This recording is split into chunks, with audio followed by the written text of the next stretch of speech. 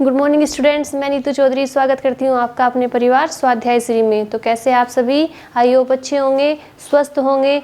तो आज की क्लास की शुरुआत करते हैं एक मोटिवेशनल कोड के साथ, जिसमें आज का हमारा कोड क्या है कि जल को बर्फ में बदलने में वक्त लगता है, जल को बर्फ में बदलने में वक्त लगता है, सूरज को निकलने में वक्त लगता है, जल को बर्फ में बदलने में वक्त लगता है, सूरज को निकलने में वक्त लगता है। भाग्य को हम बदल नहीं सकते, लेकिन अपने हौसलों से किस्मत को बदलने में वक्त लगता है। बिल्कुल सही बात है। अगर हौसले बुलंद हो तो किस्मत को भी बदला जा सकता है।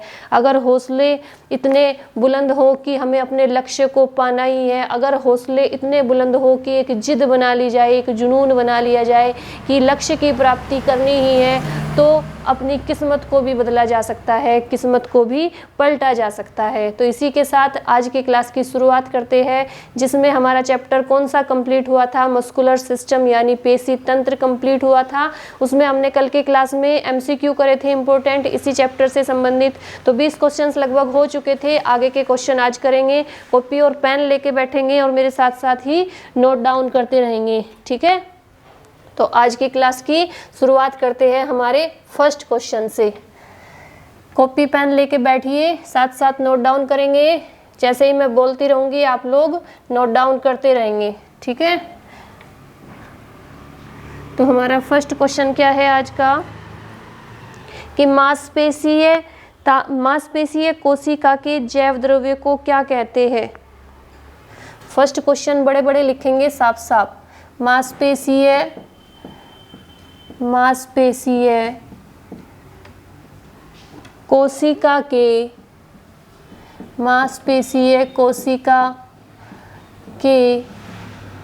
जैव द्रव्य को क्या कहते हैं? जैव द्रव्य को क्या कहते हैं? फटाफट से नोट डाउन करते चलेंगे। क्या कहते हैं? सार्कोप्लाज्म। क्या कहते हैं? सार्कोप्लाज्म।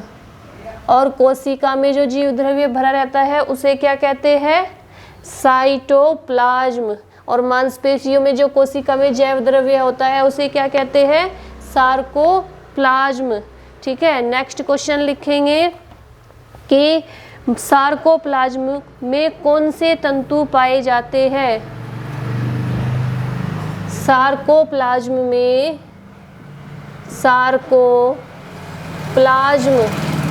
में कौन से तंतु पाए जाते हैं? कौन से तंतु पाए जाते हैं? साथ साथ नोट डाउन करते रहेंगे। पाए जाते हैं, तो कौन से पाए जाते हैं? मायोफाइब्रिल तंतु पाए जाते हैं। किसमें? सार्कोप्लाज्म में। नेक्स्ट क्वेश्चन क्या लिखेंगे कि ग्लाइकोसाइसिस प्रक्रिया में कितने एटीपी होते हैं? नेक्स्ट क्वेश्चन लिखेंगे ग्लाइकोसाइसिस प्रक्रिया में कितने एटीपी होते हैं? एटीपी मैंने आपको बताया था ना जब कोशिका पढ़ाई थी, कितने एटीपी होते हैं? एटीपी कहाँ पे बनते हैं? माइटोकॉन्ड्रिया में एटीपी होते हैं। तो 2 एटीपी होते हैं ग्लाइकोसाइसिस प्रक्रिया में। नेक्स्ट क्वेश्चन क्या है कि मांसपेशी की बीमारी को क्या कहते हैं?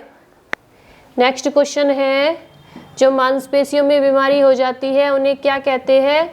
मांसपेशी की बीमारी को क्या कहते हैं? बीमारी को क्या कहते हैं? तो क्या कहते हैं? मायोपैथी। क्या कहते हैं? मायोपैथी कहते हैं। अगर हमारे शरीर में, हमारी मांसपेशियों में कुछ बीमारी हो जाती है तो उसे क्या कहेंगे? मायोपैथी कहेंगे, ठीक है? नेक्स्ट क्वेश्चन क्या है?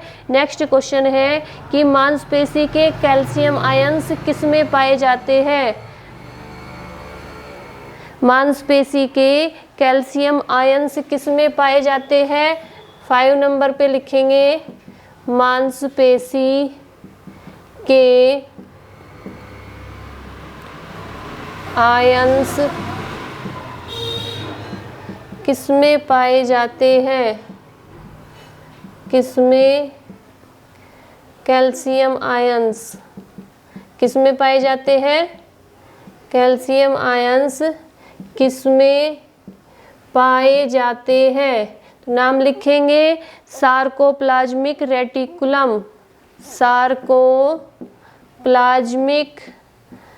प्लाज्मिक रेटिकुलम में क्या पाए जाते हैं? Calcium ions, reticulum. ठीक है, मांसपेशी के कैल्शियम आयंस किस में पाए जाते हैं?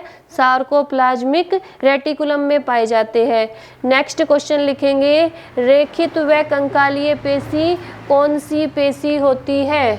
6 नंबर पे लिखेंगे, रेखित व कंकालीय पेशी कौन सी पेशी होती है? कौन सी पेशी होती है? तो कौन सी पेशी होती है? ऐच्छिक पेशी, अनैच्छिक पेशी, अरेखित पेशी, ऐच्छिक पेशी, रेखित पेशी। ऐच्छिक पेशी, ठीक है, इसे नोट डाउन करेंगे फटाफट से। मांसपेशी या कोशिका के जैव द्रव्यों को क्या कहते हैं? सार्कोप्लाज्म। सार्कोप्लाज्म कौन से तंतु पाए जाते हैं? मायोफाइब्रिल। ग्लाइकोसाइसिस में कितने एटीपी होते हैं? 2 एटीपी होते हैं। मांसपेशी की बीमारी को क्या कहते हैं? मायोपैथी कहते हैं। मांसपेशी के कैल्शियम आयंस किस में पाए जाते हैं? सार्कोप्लाज्मिक रेटिकुलम में पाए जाते हैं। रेखित व कंकालीय पेशी कौन सी पेशी होती है? तो ऐच्छिक पेशी होती है। इसे फटाफट से नोट डाउन करेंगे, फिर आगे के क्वेश्चन लिखेंगे।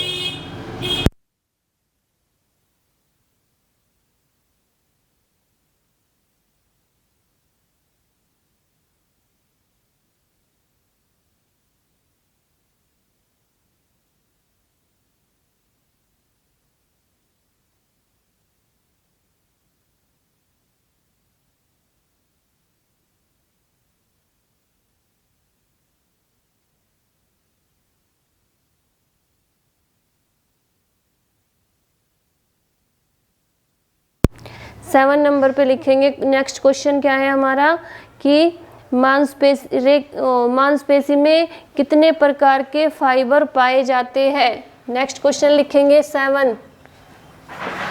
मांसपेशी में कितने प्रकार के फाइबर पाए जाते हैं? में कितने प्रकार के फाइबर पाए जाते हैं? कितने प्रकार के फाइबर, साथ साथ नोट डाउन करते रहेंगे। फाइबर पाए जाते हैं, दिखाई दे रहा है ना? पाए जाते हैं, तो कितने पाए जाते हैं? 2 प्रकार के फाइबर पाए जाते हैं।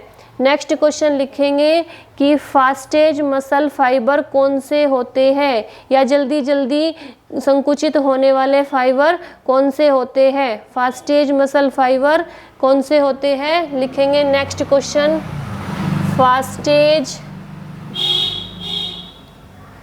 फास्टेज मसल फाइबर कौन से होते हैं? तो कौन से होते हैं? सफ़ेद वाले। कौन से होते हैं?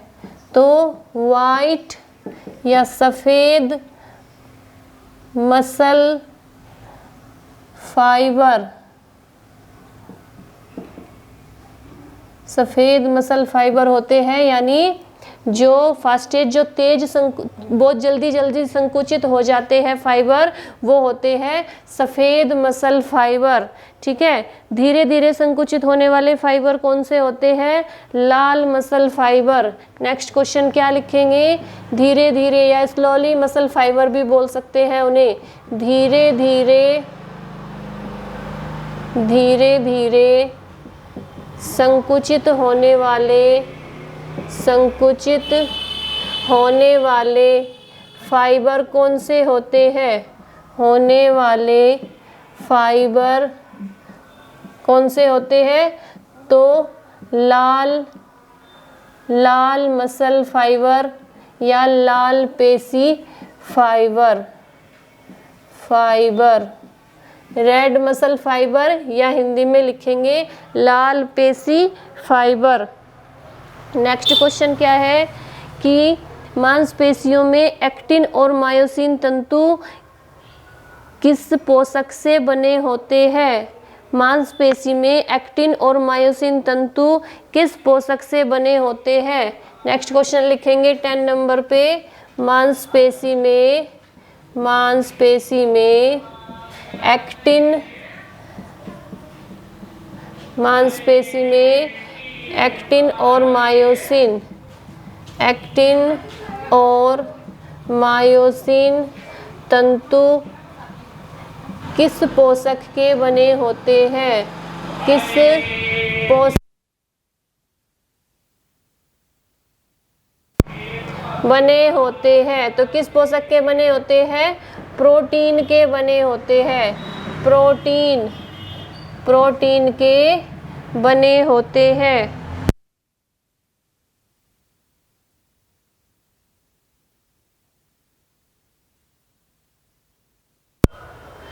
ऊर्जा मुद्रा किसे कहते हैं? नेक्स्ट क्वेश्चन लिखेंगे 11 नंबर पे, ऊर्जा मुद्रा किसे कहते हैं?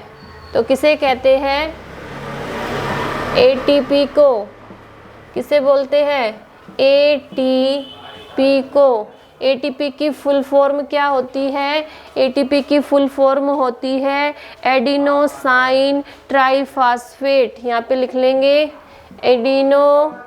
Adenosine triphosphate.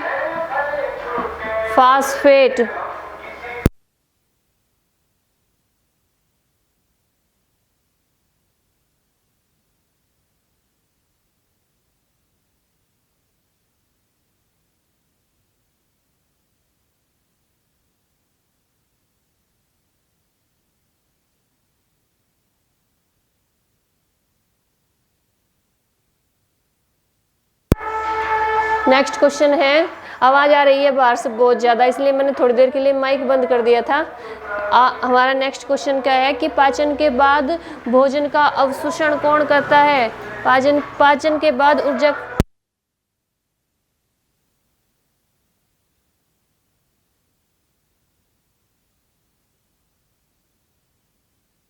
वेट करेंगे 2 मिनट।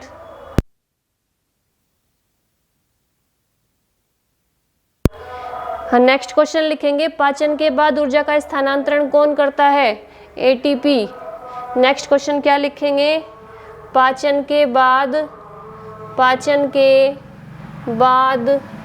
ऊर्जा का स्थानांतरण कौन करता है? ऊर्जा का स्थानांतरण कौन करता है? तो कौन करता है? एटीपी यानी एडिनोसाइन ट्राइफॉस्फेट। ठीक है। नेक्स्ट क्वेश्चन क्या है कि सांस के द्वारा बाहर निकलने वाली वायु में कार्बन डाइऑक्साइड की मात्रा कितनी होती है? नेक्स्ट क्वेश्चन लिखेंगे, ये मैंने आपको बताया भी था कि जब हम श्वास छोड़ते हैं तो कितनी कार्बन डाइऑक्साइड बाहर निकलती है? सांस के द्वारा बाहर छोड़ने में कितनी CO2 बाहर निकलती है? CO2 बाहर निकलती है तो कितनी निकलती है? 4%। ठीक है, कितनी निकलती है? 4%। और ऑक्सीजन कितनी लेते हैं हम अंदर? हम ऑक्सीजन लेते हैं 21%। नाइट्रोजन कितनी लेते हैं? नाइट्रोजन 78% होती है हमारे वातावरण में, वो हमारे श्वास के साथ ही अंदर जाती है और उसका हमारे शरीर में कोई कार्य नहीं है, वो ऐसे के ऐसे ही बाहर निकल जाती है। ऑक्सीजन कितनी लेते हैं? ऑक्सीजन 21% लेते हैं और अंदर कितनी रह जाती है? 17% यानी 17%। और बाहर कितनी निकलती है उस O2 के रूप में, कार्बन डाइऑक्साइड के रूप में? 4%। ठीक है, इसे फटाफट से नोट डाउन करेंगे।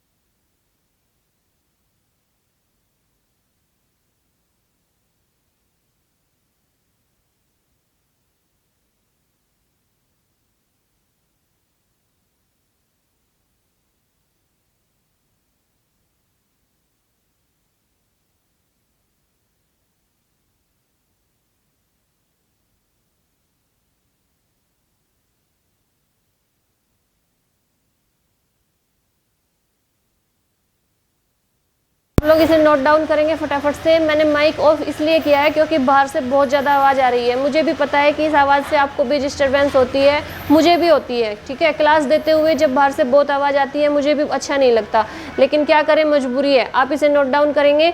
कौन कौन से क्वेश्चन है? मांसपेशी में कितने प्रकार के फाइबर होते हैं? 2 प्रकार के होते हैं।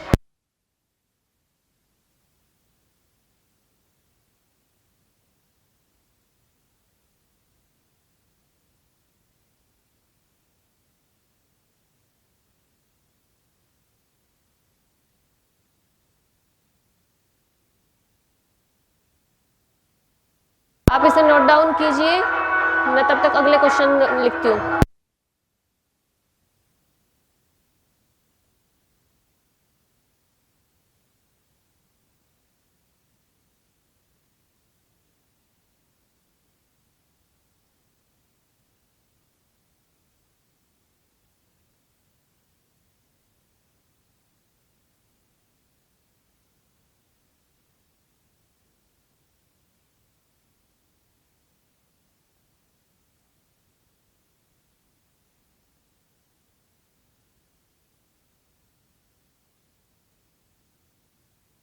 लिखेंगे नेक्स्ट क्वेश्चन क्या है हमारा कि एपिकार्डियम मांसपेशी कहाँ पाई जाती है। नेक्स्ट क्वेश्चन क्या लिखेंगे? 14 नंबर पे लिखेंगे एपिकार्डियम। एपिकार्डियम मांसपेशी कहाँ पाई जाती है? एपिकार्डियम मांसपेशी कहाँ पाई जाती है? आई मीन हमारे शरीर के किस हिस्से पे पाई जाती है?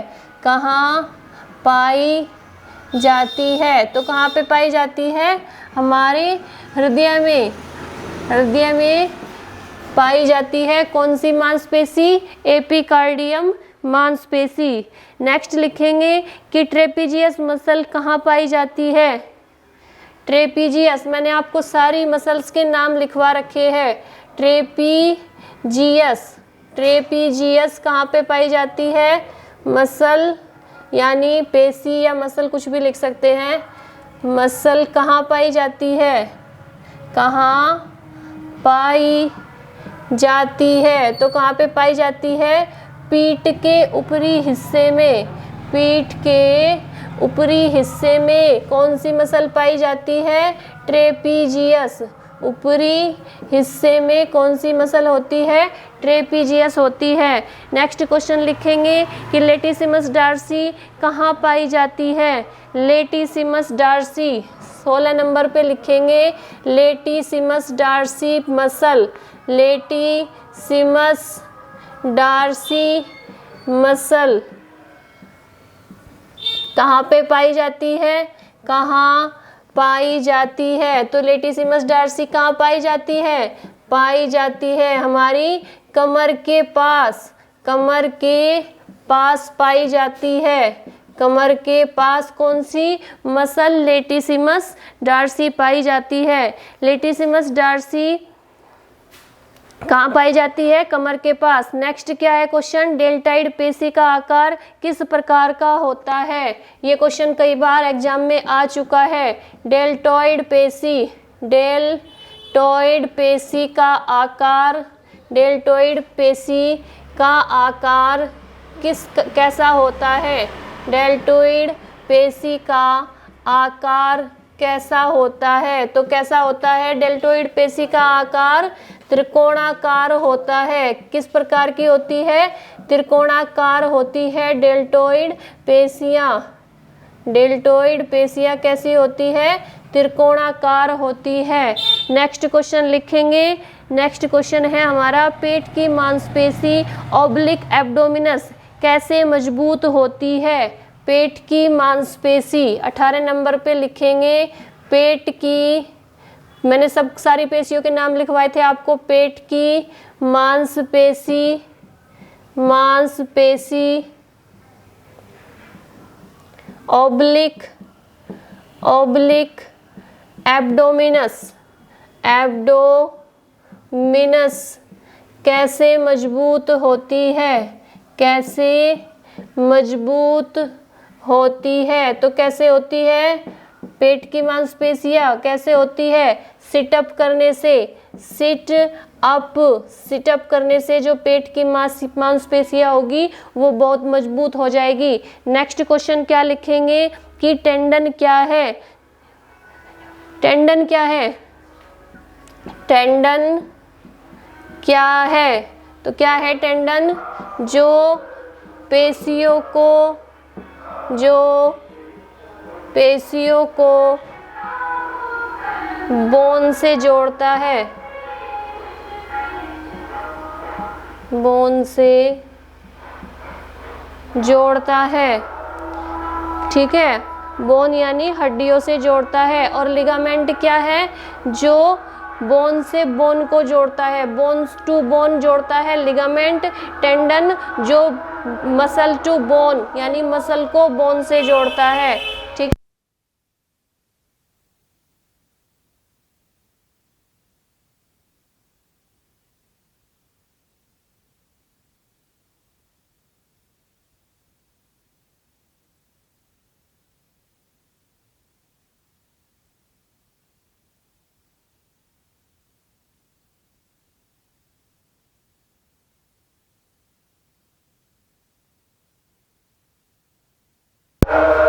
नोट डाउन कीजिए आप फटाफट से इसे।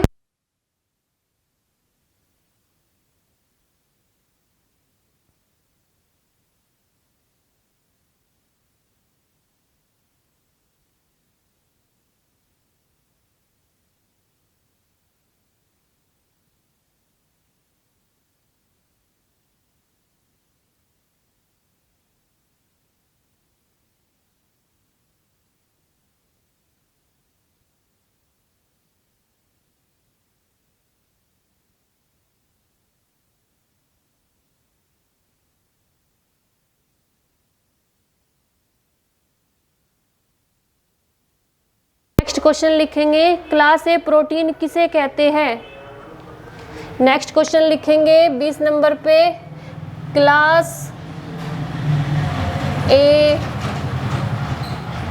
प्रोटीन, क्लास ए प्रोटीन किसे कहते हैं? आज बहुत ज़्यादा आवाज़ आ रही है, उसके लिए बहुत बड़े वाला सॉरी। मुझे बार बार माइक बंद करना पड़ता है क्योंकि बाहर से बहुत ज़्यादा आवाज़ आती है, इसलिए मैं आपको बोलती हूँ क्वेश्चन नोट डाउन करने के लिए। आपसे कुछ नहीं छुपाना, आपको सब कुछ बताना चाहिए कि क्या क्या प्रॉब्लम होती है जब हम क्लास बनाते हैं, ठीक है। इसलिए मैं आपको डेली बोलती हूँ कि सपोर्ट कीजिए, शेयर कीजिए वीडियो को ज़्यादा से ज़्यादा। अगर आपका सपोर्ट मिलेगा तो हम सारी सुविधाएँ, सारी फैसिलिटी लाने की कोशिश करेंगे जिससे बाहर से आवाज़ भी ना आए, साउंड प्रूफ सारी चीज़ें करने की कोशिश करेंगे। लेकिन अभी क्या करना है, अभी हमें आपके सपोर्ट की बहुत ज़्यादा ज़रूरत है, इसीलिए मैं आपको डेली बोलती हूँ, ठीक है।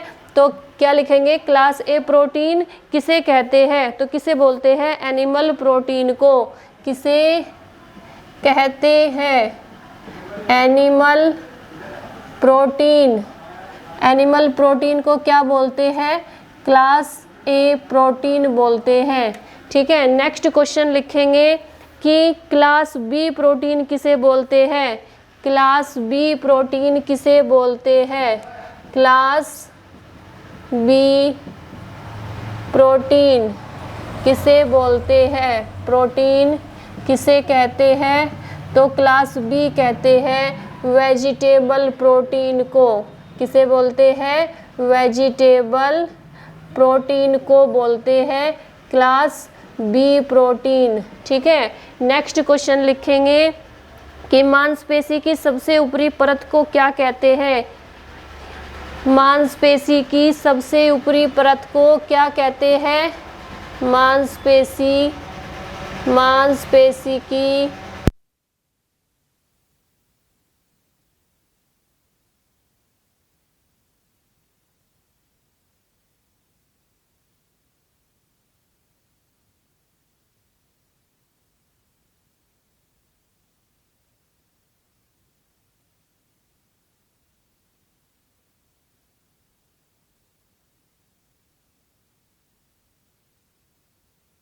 ईपीमाइसियम क्या कहते हैं? मांसपेशी की सबसे ऊपरी परत को कहते हैं ईपीमाइसियम। नेक्स्ट क्वेश्चन लिखेंगे कि मांसपेशी की अंदरूनी परत को क्या कहते हैं? मांसपेशी की मांसपेशी की अंदरूनी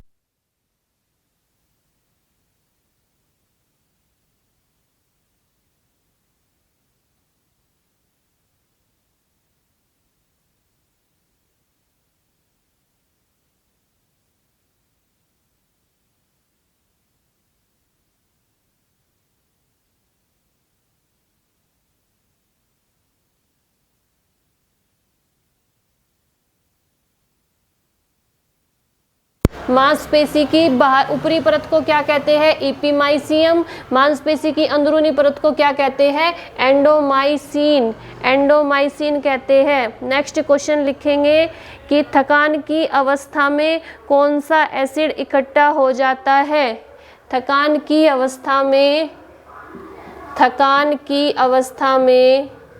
जब हम थक जाते हैं तब थकान की अवस्था में कौन सा एसिड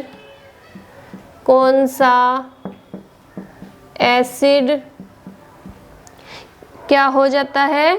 इकट्ठा यानी संग्रहित हो जाता है, इकट्ठा हो जाता है। तो कौन सा एसिड है वो? Lactic acid. Lactic acid. फटाफट से नोट डाउन करेंगे इन्हें कि क्लास ए प्रोटीन किसे कहा जाता है? तो क्लास ए प्रोटीन कहा जाता है एनिमल प्रोटीन को।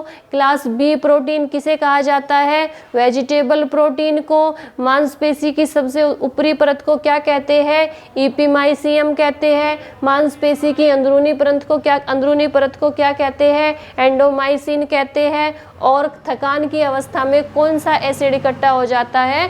तो लैक्टिक एसिड इकट्ठा हो जाता है। ठीक है, ये 25 क्वेश्चंस हो गए हैं। आप इन्हें नोट डाउन करेंगे एक एक करके सारे क्वेश्चंस को और अपनी कॉपी में लिखकर याद करेंगे। ठीक है, तो आज के लिए इतना ही रखेंगे। नेक्स्ट की जो क्लास लेके आएंगे उसमें नया चैप्टर शुरू करेंगे बायोलॉजी का, जिसमें हमारे ज़्यादातर चैप्टर कंप्लीट ही हो चुके हैं। जो करेंगे वो कुछ नया करेंगे या कुछ बीमारियों के नाम या कुछ भी ऐसा जो हमारे एग्जाम से रिलेटेड है वो लेके आएंगे नेक्स्ट क्लास में। ठीक है, आज के लिए इतना ही रखेंगे। और जैसे मैं आपको डेली बोलती हूँ, वीडियो को ज़्यादा से ज़्यादा शेयर करेंगे, लाइक करेंगे। और जो आवाज़ें आ रही थी और मैं बीच बीच में माइक बंद कर रही थी उसके लिए बड़े वाला सॉरी।